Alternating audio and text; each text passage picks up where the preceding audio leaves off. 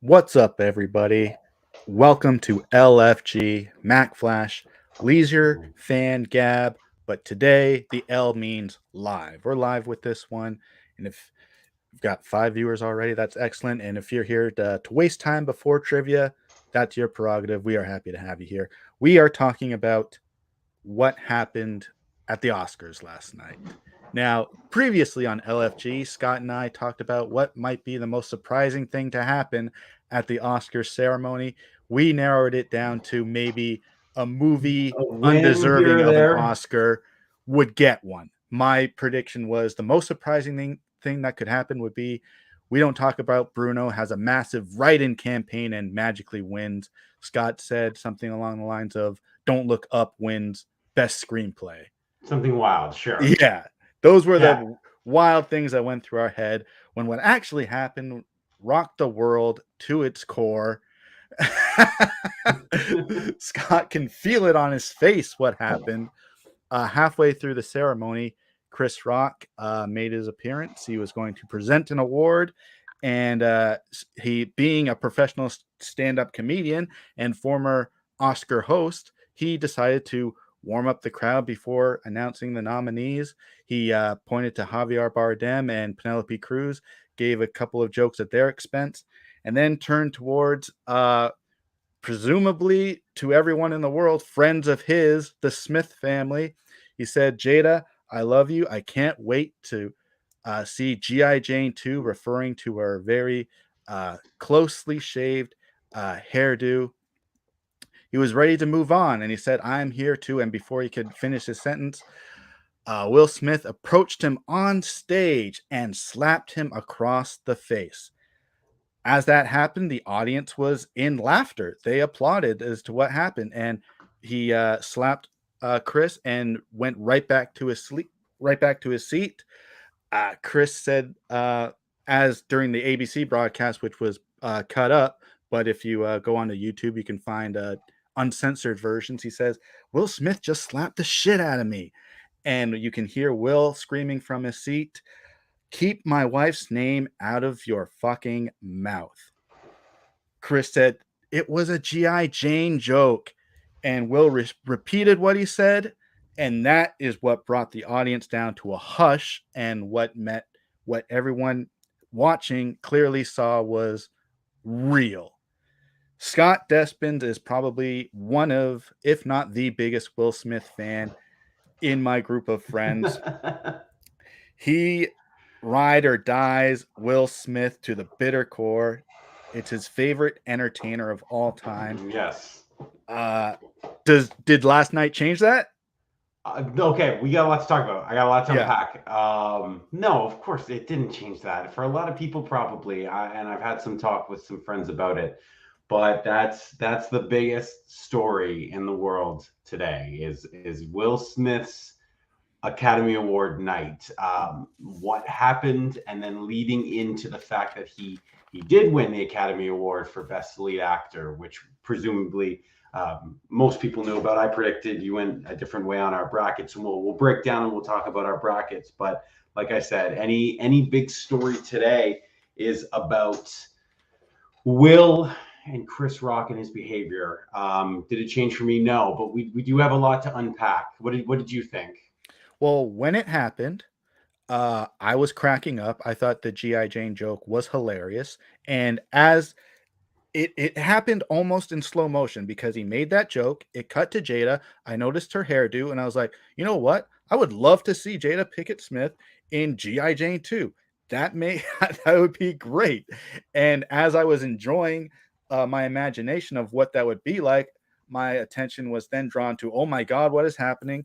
Will Smith, and I thought it was a bit. Will Smith was going to come up and maybe say something to him, but no, he slapped him across the face and walked back to his seat. Still in my mind, this was a setup, and then it became prevalent that it was real because of the ABC broadcast censoring the sound. You couldn't hear what Will was saying, but you So could read his lips. this is definitely something that, and as I always talk about my love for Twitter, this is one thing and an event that was best served for Twitter, because in that moment he does that and he does the hit, and you're like, okay, this looks a little comedic, like we don't really know. And then it cuts the delay, and you see just Rock kind of frozen. So that's the 7-second delay. So you have to go on Twitter, and then you see the story that on the American feed, you don't hear that audio. You can't hear the audio. But then there's an Australian and a Japanese feed, and that wasn't cut, and this is what this is. And immediately in that second, it's one of the biggest events in my life that I've seen that was like, go to Twitter right now, and it's on Twitter, and everyone's already talking about it, and everyone has different angles and different talk, and then it immediately blew up. And it was immediately a thing where people had what's happening on inside there, the commercial break. He's being consoled by Denzel and his publicist. Oh, that's not his publicist. That's Bradley Cooper. Bradley Cooper's coming over. And just that was one of the events that I've seen where go to Twitter and it was elevated by what was happening on Twitter.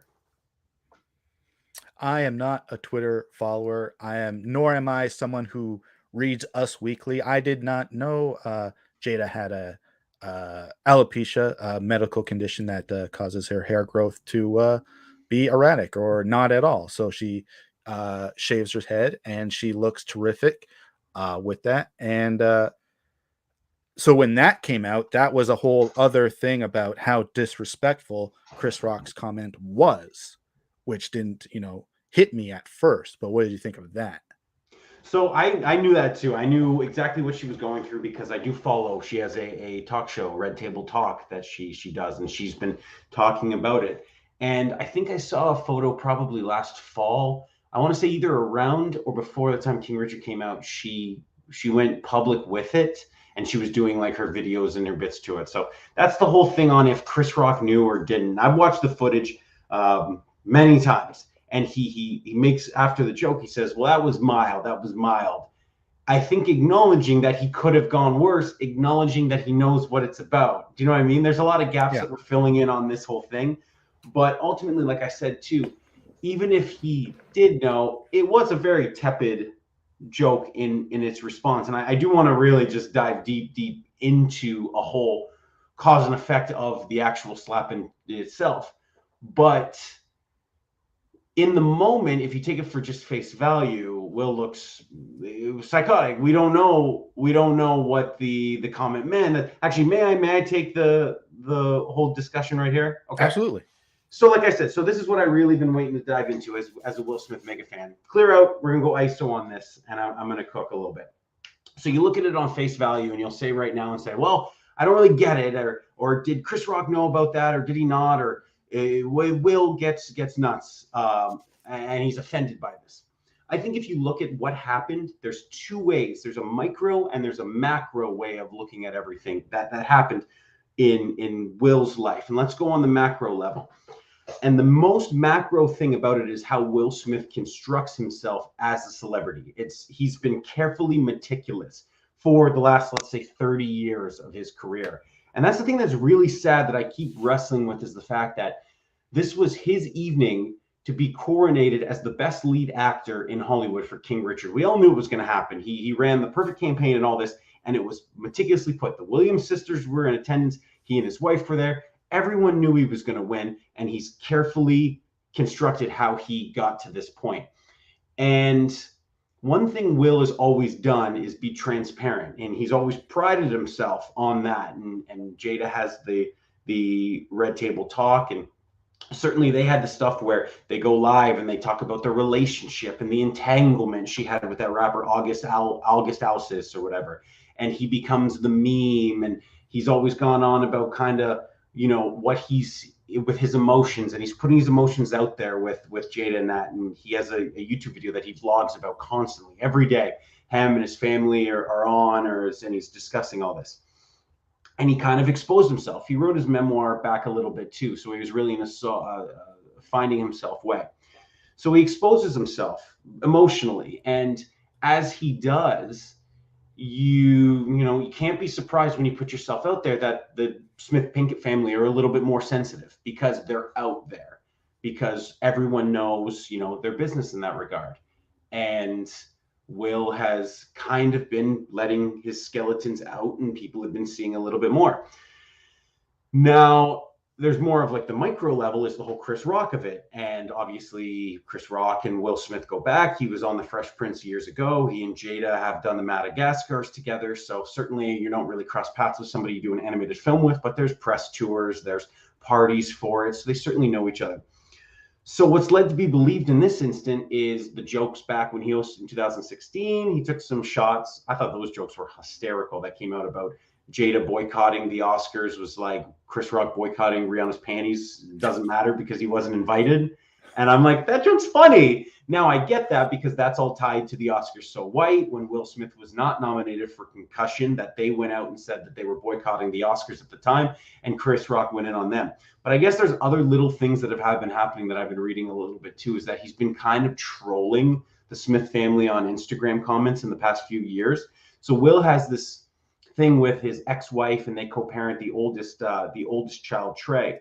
And he's kind of been commenting through, there was a picture of her and Jada, and he commented something like, oh, Will keeps all his women in line or something. And the ex-wife was like, Chris, don't hate.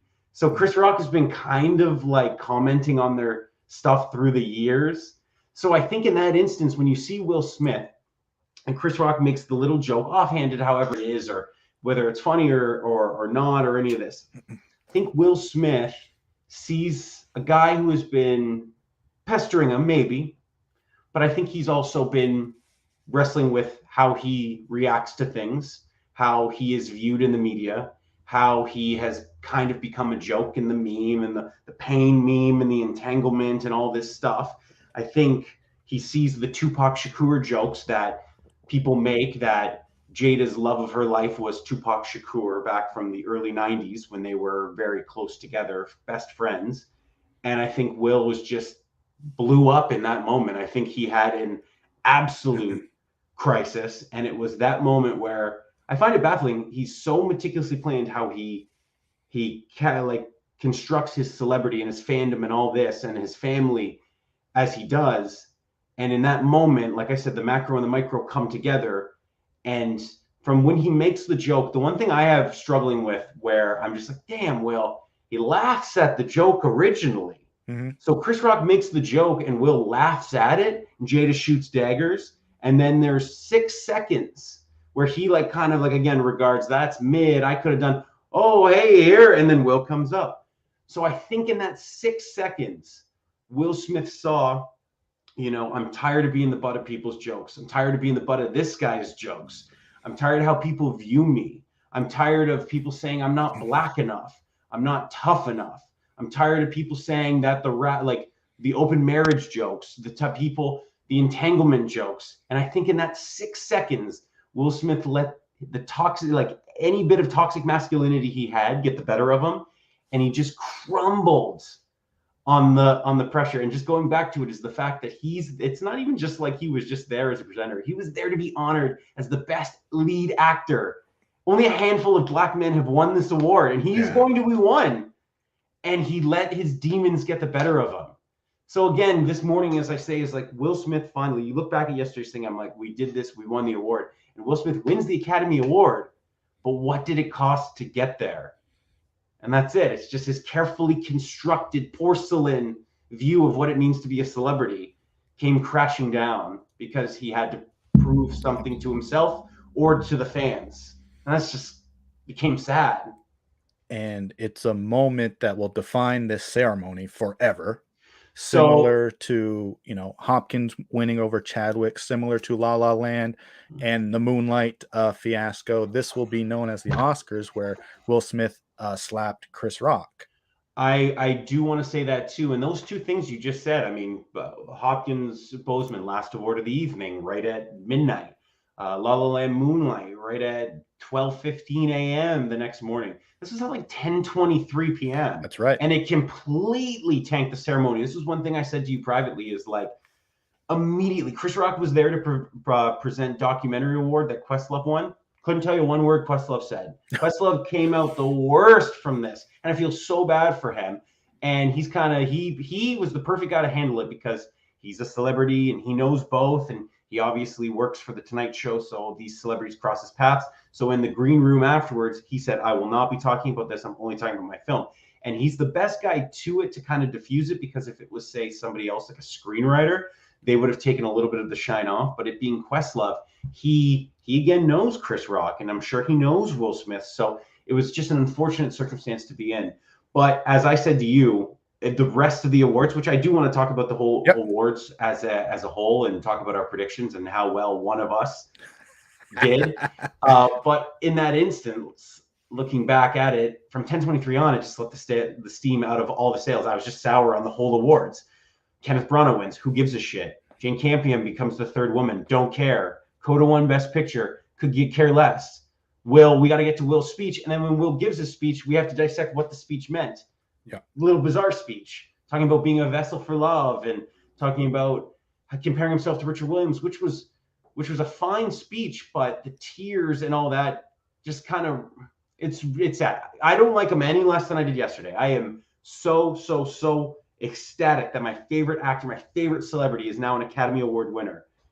It was just soured for me in the moment of being like, oh man, I waited so long for this. Now, and the scene was completely let out. Clearly, the altercation was made mention in his speech in a form of, he apologizes to his nominees. He apologizes to the Academy. He didn't apologize directly to Chris Rock in his speech. But what do you like in what he says?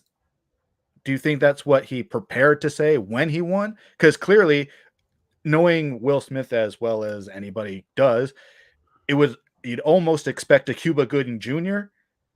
Speech, running up the stage, jumping up and down, in absolute excitement. I think that's old Will Smith, and I think you're right. I think so. Will Smith said his life has been broken down. Reading his memoir, he said he's breaking his life down in two parts. So the first part was pre-King Richard, let's say, where he's accumulating. I need to accumulate everything. I need to be the biggest star in the world. I need to have the music. I need to have the song with the movie. I need to tour. I need to shake all the hands. And now he's in a way of giving it all back. And that's what he's trying to do. That's why he's doing a very updated version of Bel Air. That's what he's trying to do. Again, his next film, he's playing a slave, a role he'd never want to do. He's trying to give it all back to people. That's why he's open and honest about all this. So I think when we think of what Will Smith would have done, the Cuba Gooding Jr., that's movie star Will Smith that we would have thought when he was younger. But then now, I think a lot of it, I think he changed a little bit. Obviously, he adapted and kind of made mention to how he feels a little like Richard Williams in the fact that he's the crazy parent and it's all about defending. And I think that goes to exactly what happened. Like I said, I think in that 6 seconds from the joke, he was in Richard Williams mode where he's like, again, he's tired of being the butt of all the jokes. And he's, I just played Richard Williams. I just celebrated this man, this father, very polarizing figure. What would he have done? He's from Compton. He would slap the shit out of this guy. He'd bust his mouth if he said something about my daughter's wife. And I think he just let it get the better of him in that regard. So I think the speech was carefully prepared. I think the only thing he had to change was elevating himself to what Richard Williams experienced and being like that. And then again, apologizing to the Academy and his fellow nominees was nice. But it just was tough because I had all the steam deflated from me at that point. I was just really like, oh man, this was supposed to be, I waited for a year since King Richard was announced. I waited for that moment. Since that moment, not since the nominations, since King Richard was announced off the Hollywood blacklist. I said to you, this is going to win his Oscar. And in that moment, it was surreal. And I just was like deflated, like, oh man, like it just sucks. Going back to it too, I just want to say too, like I said, clearing out. You look at it and it's just tough that he attacked Chris Rock and slapped him. And we get it, the defense of the family, the vessel for love, but it's all wrong. I just see how a guy like Will Smith doesn't, this is what I said to my friends too. Chris Rock makes the joke, knowing, let's say he knows or he doesn't know or whatever. In that moment, like I said, can't get over the fact that Will laughed. That's the toughest thing too, is that he laughed. Why doesn't Will just lean over and kiss her forehead, kiss her head, and yell? Even if you want to yell, bald is beautiful, yes. Chris. And then Jada says to him, I was disrespected. Okay, there's two ways of handling it like a man. Street justice. But go to Chris Rock after and say, hey, man, apologize. Do it all behind closed doors. It's the goddamn Academy Awards. Yeah, there's a million and 2022. one You things know he what? could have done Yes. other than walk up and slap Chris Rock. Like I said, and even in the green room say, hey, I just want to say first and foremost, you have 1 billion followers on Instagram. Go live after and just say, hey, for anyone who doesn't know, Chris made a joke at the expense of my wife. This is why we didn't appreciate it. Donate below. You could have done anything. But like I said, and knowing Will Smith like I know him, I think he was tired of all the jokes. He's tired of the entanglement. He's tired of all this. He's tired of the Augie jokes. He's tired of Tupac. He's tired of all this stuff. And again, in that Richard Williams mindset, he's just sitting there. He didn't think it through and just said, do you know what I need to do? I'm tired of people saying I'm not black enough. He has a song off Lost and Found called I Wish I Would Have Made That, where he says, just ignorant, attacking and acting rough, then would I be black enough? And I think Will Smith in that moment was like, this is what Richard Williams would do. This is what I'm going to do. I'm going to slap the shit out of Chris Rock. And he did, and he didn't think. And I think he regretted it. I know he regretted it today. So just briefly, what do you think what kind of professional, but you sent us an article privately about the Academy. I'll just read what you said. The Academy condemns the actions of Mr. Smith at last night's show. A spokesperson for the organization said, we have officially started a formal review around the incident and will explore further action and consequences in accordance with our bylaws, standards of conduct and California law. Now, Chris Rock has said publicly he's not pressing charges, so I guess the legality of it is put behind them. But as far as like the Academy is concerned, there's questions: will they take Will's Oscar away, or should he, forfeit the trophy itself? I mean, you can't really remove his name from the list, but is he going to do like a Milli Vanilli type thing where? No, I guess I think the main thing, I think that this will go away. I think. How long do you think, though? Well, no, look, there's the court of public opinion. I think this is just in reaction to, they had a post last night that they condemn any actions of violence and stuff. And I think they'll probably talk to him and then it'll just blow over. I think the only reason that they're opening an investigation is just because they saw the backlash and stuff. I listened to a lot of podcasts about it. I do think it was ultimately wild. And again, I'm taking myself back and being impartial. It is wild that he wasn't asked to leave. Yes. If you had told me that Will Smith is not here, or he left, or he was asked to leave, and I saw in real time, I'd be like, oh, that sucks, but it's not surprising. Looking back at it now, cooler heads prevailing and stuff, it is wild that he wasn't. And apparently, I listened to one podcast where they tried and had a discussion. CNN said that they had a discussion, but they could only get 9 people together in the Academy at the Dolby Theater to discuss. And and they had to kind of take a vote and talk to the president, but they couldn't get everybody. And then they were just like, he's nominated for an award in 6 minutes. What do we do? Then they just let it go. So I think they're just going to take this. Ultimately, I think everything will just blow over. I would be surprised if, knowing how Will is on YouTube and is on Instagram, I would be surprised if he didn't have a very lengthy apology to Chris Rock and post a picture with Chris Rock. I think I will be completely shocked if they do not have Chris on a Red Table Talk or something and apologize to him, make it about them. They're very smart businessmen in this regard. But I will be shocked that if, let's say, 2-3 weeks go by and there isn't a stellar PR apology from the Smith family that involves, again, amends with Chris Rock. See, now, after it happened and throughout today, I was thinking future, and it kind of popped in my head, and this could just be our shared love for professional wrestling and stuff. It was like, in my mind, it was, okay, now we make Chris Rock host next year or co-host, and Will Smith will be there because he'll have to present the Best Leading Actress Award, and, they hug on stage. I think that that's the main thing too. And I think that this is where it's ultimately going to go as a joke. I think, not in the same way, but remember when Adrian Brody kissed Halle Berry and then the next year he had the mouth, the freshener before he presented the award. Yes. I think it's going to be the same thing where you'll see them, he'll be like this, and then they'll like hug. And that's just what it is. It's just going to be like, oh, this guy, this guy. But it'll blow over. The Academy's not going to take away an Oscar, not going to do anything. I think they just did this to be like, okay, listen, we didn't say enough. They have a horrible track record of really cracking down on violence, or they look bad when you look back in history on sex offenders and giving awards to Spacey and Polanski and Harvey Weinstein and all this. That I think they saw the tweets about that, and then they were like, oh, we just need to say something to make it look like we're going to crack down on Will. And then ultimately they'll just be like, listen, Will, do you know what you did was wrong? Yes. Okay. Well, I'm going to apologize. Okay, good. Do that. We did our due diligence. That's it. But I got a text from Vikas if he's watching. I will say, I do not like Will Smith any less than I did yesterday. He's still my favorite. I love him. I think it's unfortunate. I think it's very sad.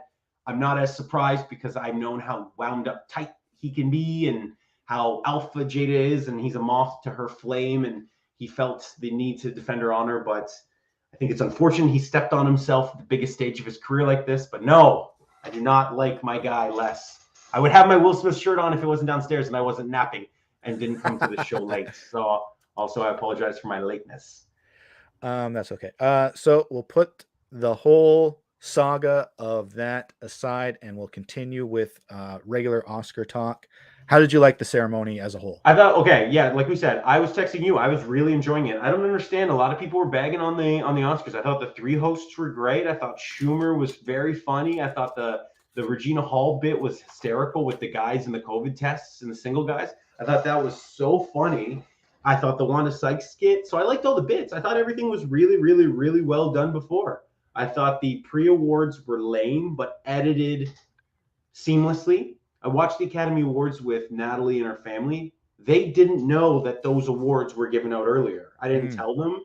So watching it, they were just like the average fan didn't know that the technical awards were given out earlier. It was a good show, I thought. The only thing that soured me was the slap. I mean, how can you not? But the slap soured the rest of the show remaining. But on the whole, leading up to it, I really enjoyed the awards. What about you, pal?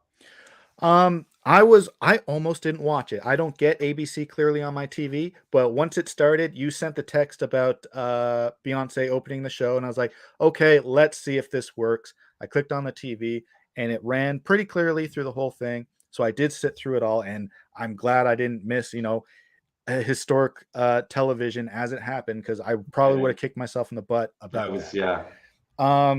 The hosts did a good job, but I'm not a big awards ceremony. It's just there's things about it that make me cringe. It is usually with presenters who don't rehearse or don't follow the prompter, and they have their banter written for them. I'm just like, present the award. Come on. I like seeing the nominees are and the award goes to hand them the trophy. And I like Wanda Sykes' skit at the museum. Loved it. Could watch that all day. People were bashing on that. Like Sean Fennessy, who I love from The Ringer, was like, I don't need to see that. And I'm like, I don't know, man. That's what the awards are. They're fun. The museum. That's the thing, though. Like Wanda was portraying, I am a donor to that museum of $15. So she was, not playing me through that, but there was, that relationship where I was just like, this is terrific. I would want to do that exact same thing. Slap my name on the wall of donors, and her crack about how much did Barbara Streisand had to donate to get the bridge named after her. And she just, every time they approach a prop, she guessed the wrong answer, and I cracked up because what she said was hilarious. They walk by an orc mask. Oh, it's Harvey Weinstein. They go up to a Gelfling puppet head from the Dark Crystal. Oh, a prop from White Chicks. I was dying. Hair and White Chicks. They go to Cher's dress, and the guy was like, this was obviously worn by Little Richard, she says. I was on the floor, just absolutely hilarious. I think stuff like that, like I used to like the Billy Crystal where the montages, they get a little stale and a little cheesy, but I don't know, man. If you give me a choice between this or something like fun and original, this was just like a YouTube skit. As long as the skits are about movies, I enjoy them. When they came out, she was dressed as Richard Williams, and Schumer came down as Spider-Man.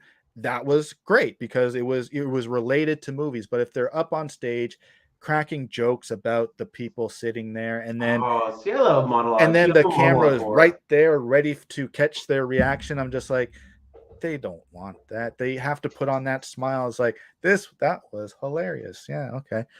And it's those kinds of things that make me cringe. It's just they make a joke about them and then they have to show that person having a good time. It's like, yeah, okay. Just like, Will Smith was laughing at the Chris Rock's joke to begin with, and that was one too many, I guess. Let's go over the big winners. Coda wins Best Picture and Wins all three of the Screenplay awards it was and nominated. Supporting Actor. It wins all 3 awards it was nominated for. Making it, I was going Congratulations to say, that. making it two things. The first, it's the first streaming Best Picture. It gets Apple TV gets the award before Netflix, and it's I'm trying to say how I can say this. It is the least nominated film to win Best Picture. It was only nominated for 3 Academy Awards, and it's the least nominated award-winning film. So it won all 3. It's not Sure. but any Academy Award winning for Best Picture has been nominated for more than 3 awards leading up to it. So it is the least recognized film to win. So that's it's funny to say that, like, it's the little film that could from Apple. Like, I know it's like positioned as like the indie frontrunner, but it's like Tim Cook was like the CEO and producer on that film, and he's worth like $1 trillion. So they're not really the little studio that could, but it's dawning of a new day, the streaming day.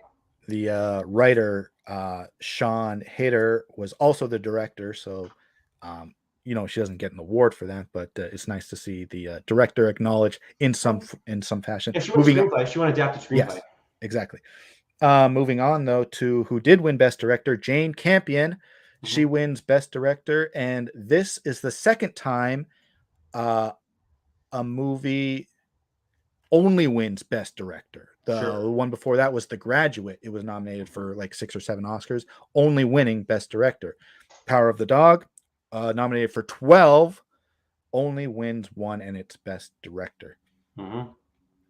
To jump onto that, the winner of Best Original Screenplay was Kenneth Branagh for Belfast. He's another director who was nominated for Best Director, along with Ryusuke Hamaguchi, who wins for, the country of Japan wins Best International Feature for Drive My Car, making 3 of the 5 Best Director nominees Oscar winners that night, which I thought was interesting. Yeah, cool. Dune took home the most awards with 6, including editing, production design, score, sound, cinematography, and visual effects, putting Scott way over on the correct. So let's talk. We did our little thing. We did our ballots. I got 1 wrong. Yes. 1 wrong. Animated short. I picked Robin, and it was the windshield wiper. Everything else I got perfect. Yeah. Hell yeah. Hell yes. I got 13 correct out of the possible, 20 some odd.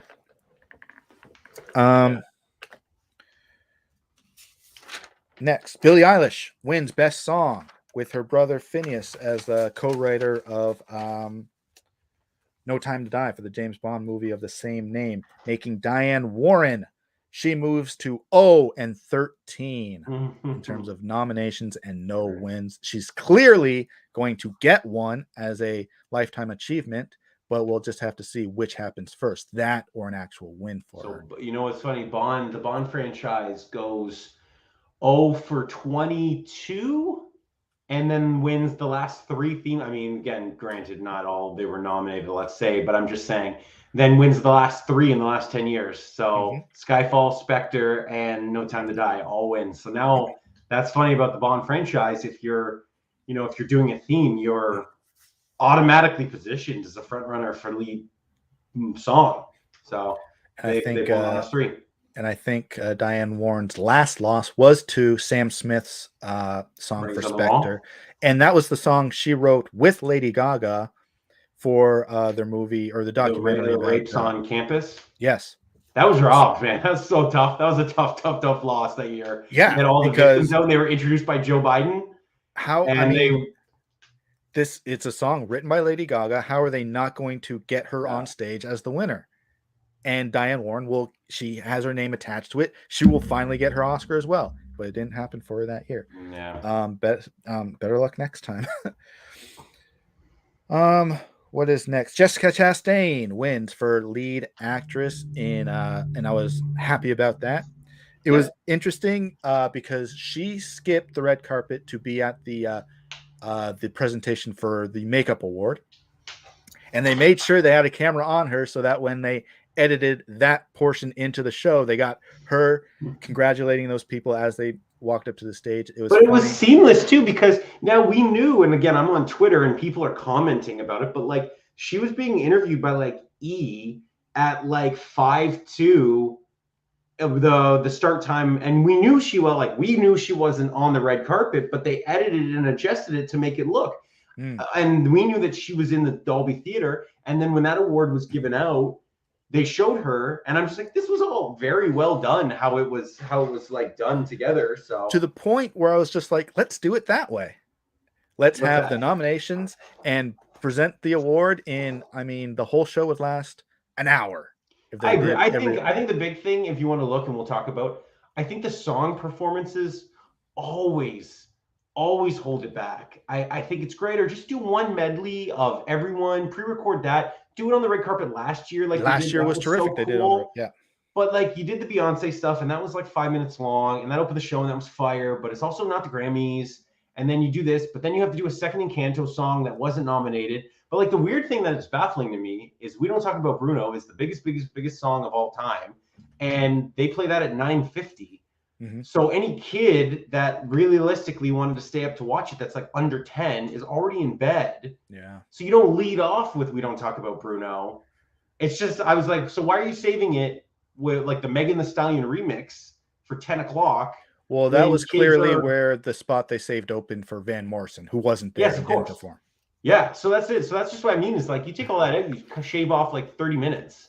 So and for the kids, and for all the kids who memorized "We Don't Talk About Bruno" to a T, they changed the lyrics on them. Yeah. I don't know who was it that came out to do the Megan rap? Thee Stallion. Okay, and she did a rap about the ceremony and the hosts and how we're having a great night in Hollywood. Those lyrics don't appear in "We Don't Talk About Bruno." I thought that was so just like lame that they did, like, not that they changed it, whatever, but like that they did the performance, and you're just like, okay. And then they like, which we'll talk about too, so you do the 60th of Bond, the 50th of The Godfather, which was so like last minute-y, and the Pulp Fiction stuff and that, you're just like, okay, there's the 28th anniversary of Pulp Fiction. That made no sense. Like, I understand the 15th of Juno and the 30th of White Man Can't Jump, I thought was really cool. People were begging on that, but I'm like, you know what? They're presenting. I get it. That makes total sense. I loved Woody's where he was just like, "This is the most I've ever said." Yeah, presenting's where it's at. Yeah, that's kind of fun. They made weird like jokes about smoking weed, which I was like, oh, these are just like old people making jokes about weed, which is just, this is unfunny. But it's good to see that. But then, the Pulp Fiction stuff, I was just like, okay, so they're doing lead actor, and clearly that's because Frances McDormand couldn't make it. So then they just put this together. Yeah. So then they were like, well, they just put this together, and it was cool, but like it went on for a while. I don't know. That's just the only thing. Reciting lines from the movie. Yeah. It was that I wasn't a fan. One of my favorite movies of all time, and it just knocked it down a peg. Yeah. It's just cut out the music stuff. God bless them. But like, do it on the red carpet, and anyone who's going to see it anyways is just going to YouTube it. So what does it matter? So like, to continue, one of the big awards, Troy Kotsur, like we said, for Coda, wins Best Supporting Actor and signed his speech, obviously, because he's deaf and can't speak. Was terrific. Yeah. Loved it. The other one was Ariana DeBose for Best Supporting Actress. She walks home with Oscar last night, and couldn't be happier for her because she was one of my picks. So that's all I have. And as far as notes are concerned, what do you think of the ceremony? Do you have anything else you want to add? No, like I said, well, we can chat. Let's riff a little bit. This is good. Just like the main thing, like like we talked about, there was definitely a very dramatic deflating of the evening, and it was just unfortunate. And the jokes were funny. Like I said, leading up to it, I was like, man, I'm really enjoying this Oscars. It was one of the first last year was a little different because of the COVID year, but this was like, we're back. The set looked beautiful. I thought the camera shots were great. They had it up close and tight, which really reminded me of like an end zone camera, the 4Ks, or like the new entrances that they're doing with WWE, where, when Roman Reigns comes out and they shoot him down and up and he like walks in, it looks like a video game. I thought that's what they did. It was clearly so people can watch them vertically on their phone. Sure, great. Because they fit the Instagram or smart. Yeah.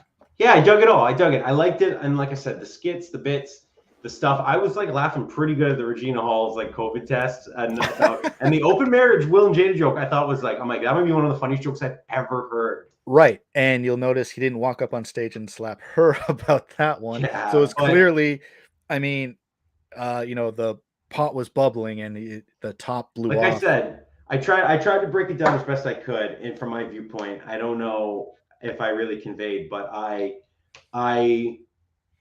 like the macro and the micro level of Will, and it's like I said, it's the how exposed he's been in regards to his family. It's what he thinks his legacy as a celebrity has been, and it's been a little bit of what Chris Rock has been like. And again, one thing we didn't really talk about in all of it, and which we could commend, is the professionalism of Chris Rock. Terrific. Yeah. He aced that. He ate the punch or the slap. He shook it off, and he continued going. And I think in the moment he knew that this was going to be one of the biggest, most viral moments ever. He stumbled through. He afterwards said they were giving away a documentary, but that's to be expected. You're fumbling. You don't really know. The teleprompter's off, and every light is on you. But in that moment, well, this was the best night in the history of television. And he said, too, if you rewatch it back to when I told you, he says, I could, and he stops, and then he reconnects. And I think if you break it, he's going to say, I could say some shit. I could end you. I could talk about you and your wife. But he doesn't, because he takes the high road. And you look in that instance where he comes out looking great, you see, and I'm like, I know he's got material for 2 decades. Then you see on Twitter, there's a ticket surge today for his tour this summer. Tickets went through. There's like 300% ticket sales sold already. He had this tour already announced, and tickets surged because he's the hottest thing. It's 1997 again, guys. Chris Rock's the hottest thing in stand-up comedy. So a couple of things that also went through my mind after it happened. Will Smith's book sales are going to go up. Like you said, Chris Rock's ticket sales are going to go up. The volume of watching G.I. Jane on Disney Plus is going to go up. Sure, Demi. Yeah, good for Demi. She's getting some royalties. So who do you think overall won the night? Yeah, I mean, it's Coda. It's Troy Kotsur. I think Troy Kotsur gives one of the most incredible speeches. I had chills when the whole crowd is doing this, and you're just like, oh my God. And the Minari woman holds the Oscar for him so he could sign, and he gives this very heartbreaking speech because we don't know him. We don't know his story, but he talks about how his father was in an accident and couldn't sign because he was paralyzed from the neck down. And you're just like, holy shit, man. Like, holy shit. I'm so glad you won this. And that's was, I think, the best part of the night. And like I said, who wins the evening? It's got to be Coda. You win Best Picture. You're the little film that could, and Troy Kotsur goes home with the supporting actor nomination, and he's the internet's darling from the whole thing. So if it's not Dune's legacy, Dune heading into Dune 2 coming out in a couple of years, I think those are the 2 big winners. I think like I said, it just ramps up because Dune's going to get that Return of the King slot where it cleans up in 2 years. I can almost guarantee it. That's going to be, if that doesn't win 10 Academy Awards for Dune Part 2, I'd be shocked. That's my prediction right now for 2 or 3 years from now. That's going to win picture, it's going to win screenplay, and it's going to win director. And I think that helped its cause tonight, winning all the technicals. And I think Coda and Troy Kotsur are the big winners from the evening. Did you catch? It was one of the things that stuck with me when it happened. The commercial for The Offer, Paramount Plus. Yeah. Miniseries. Starring Armie Hammer. Oh wait, no, not Armie Hammer. Miles Teller. He was replaced because Armie Hammer eats people. And they had, oh my God, I'm blanking on his name already. Matthew Good. Huh? Who? Matthew Good? No, Miles Teller's the main guy. Right. And then the guy who's playing Coppola.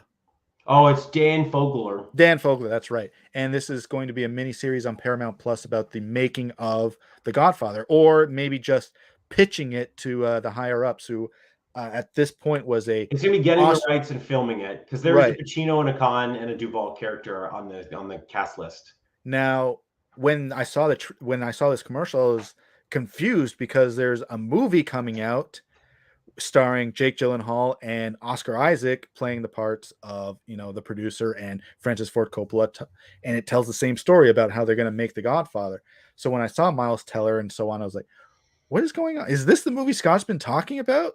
And there's no way. And then I had to look it up, and then I sent you the GIF from Spaceballs about, this is not them.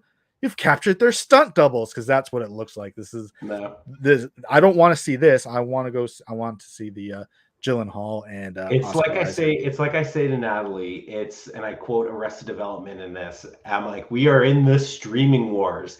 And like Michael Bluth's model home, it doesn't have to be good, it just has to look good.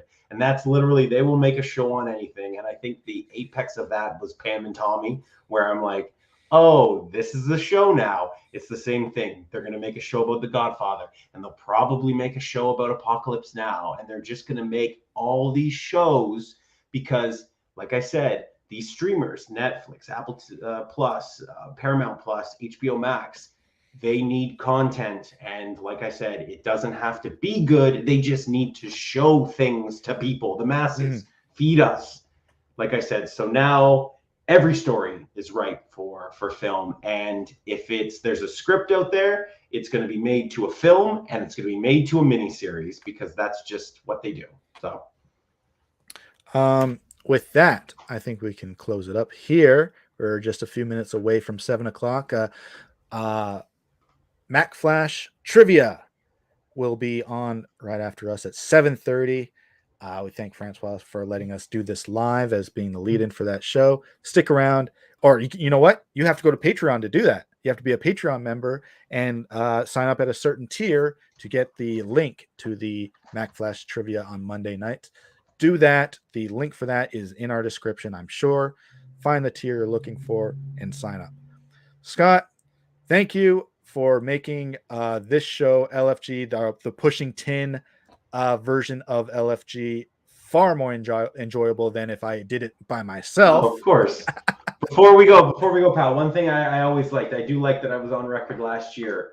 Next year, big hitters. What's going to be a year from now? What's going to be the best picture? Damien Chazelle's movie. I forget what the name Babylon? is. Babylon. It's about the golden age of Hollywood, and I said it on a Mack Flash 5. It will be one of my most anticipated movies, and I said they should have just called the movie Oscar. So I have two. I think we'll see. I think for the average fan watching, I think the big exciting thing will be if Apple Plus can repeat. They paid a ton of money for Martin Scorsese's Killers of the Flower Moon. And I think this time next year, we'll see. Well, future Scott, if you're watching this and you're going back, but it's hard not to think that it's going to be Babylon versus Killers of the Flower Moon. Okay. And this will be Chazelle's Oscar as a makeup for everything that happened as well. And, maybe his conduct and professionalism around the La La Land stuff. But I as well do predict that next year Babylon will be taking it. Actor performances, I don't know. We'll see. My guy Plemons is in Flower Moon. Is he the front runner? I haven't looked too deep into that stuff yet, but I, like you, think Babylon in a year's time is the one to watch. So I mean, I did it for his last movie about for First Man. When that got announced and Ryan Gosling is going to play Neil Armstrong, I am a small Apollo missions buff, and I thought, with the success that Apollo 13 had, I put all of my chips down on First Man, and it got maybe 2 nominations, 3. It didn't do as well as I thought it would, and I don't remember it winning a whole lot of them either. So I could just be, the Damien Chazelle apologist, and he's a climber for sure. We'll hear his name forever. Lightyear, I'm excited to see that, and that will definitely that'll be good next year. Lightyear or Spider-Verse 2. That'll be a good one. And let's not ignore Turning Red, because a lot of people were liking that. Maybe it was too early, and would have been better later, but it was enjoyable. Yeah, David O. Russell has a movie next year coming out. Jordan Peele's Nope. Olivia Wilde's movie gets a lot of Oscar buzz as well too. Ridley Scott's Napoleon. If Ridley Scott Let's go. is not the Academy does not like Ridley Scott these days, but that could be the one maybe that gets him back. I don't know. I'm excited to see. I wonder what could win. Oh, you know what I think? You know what we could be talking about next year? Best Supporting Actor, Tom Hanks for Elvis. That'll be one to watch. Sure. Playing Major or Colonel Tom Parker, his manager. He's in the large suit. I don't know if he's CGI'd weight or if it's a fat suit or prosthetics.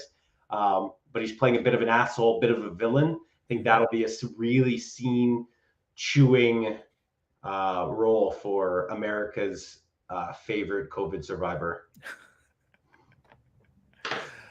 With that, Scott, thank you again. My name has been Matt. You guys have been watching LFG. We will come back when it becomes Oscar season again during the Globe era. We'll certainly come November, December, January be talking about movie awards again. But until then, LFG will be coming back soon because this is Leisure Fan Gab. We are fans of a lot of things and we will be gabbing about them. So until then, we will see everybody next time.